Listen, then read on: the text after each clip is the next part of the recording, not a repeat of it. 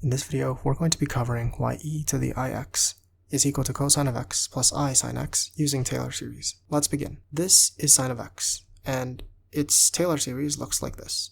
If you don't know how I got this, this was covered in a previous video. I'll link it in the description.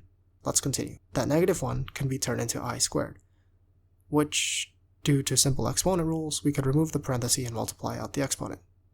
Let's stash this away for now. And we're going to do the exact same trick for cosine of x. -1 gets replaced with I squared. And that same exponent rule that we just did is going to be used here. Now let's keep it and store it away. Let's take the Taylor series of e to the x. Again, the very innocent looking Taylor series just looks like this. But we're not really trying to prove for e to the x, we're trying to prove e to the ix, so let's replace all instances of x with ix. Here's the result. Now here's the pretty cool part. We actually need to split this summation into two parts. And what does that mean? Well, that means that we're going to have one summation calculate all of the terms of this summation that are even and all of them that are for odd. I think it's better for me to show you instead of talking, so here we go. I'm going to start off by drawing a table of odd numbers and even numbers, and the odd numbers are separated by that red color and the even numbers are separated by that blue color. Now what? Well, essentially, what I wish that I could have a summation where inside that summation, it calculates all of the terms of that original summation, but it only calculates it for the even numbers, such as 0, 2, 4, 6, all the way up to infinity, and the other summation only calculating 1, 3, 5, 7, 9, etc., all the way up to infinity. I think you can sort of see where I'm going with this, but let's continue.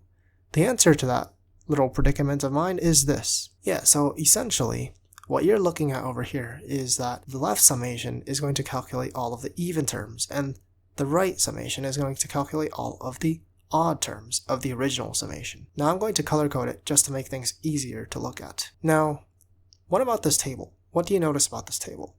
Well, as you move from column to column, you're counting up by 2. That is where this 2 comes from for the evens. But also, the evens start off at counting from 0.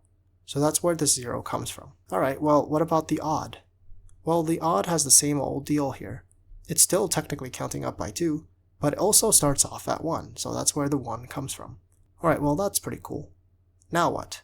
Well, we're going to remove that plus 0 because that's kind of useless, and we can also break up that parenthesis into 2 pieces. And now, if you look really, really closely, this is the exact same thing as cosine of x. Now what about sine of x? Now sine of x is a little bit more complicated, but it's not that much more complicated. Actually, let's take a look at it. We can, again, use the same old trick by splitting that parenthesis, but also, did you see it?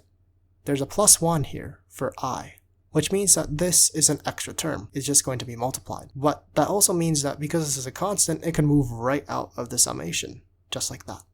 Now, the really nice thing is, if you look really closely, this is the exact same thing as sine of x. Substituting that in, and that is our final answer. And that is how to derive e to the ix using Taylor series. I hope that this helped. If you like this video, please like and subscribe. I'll see you in the next one. Goodbye.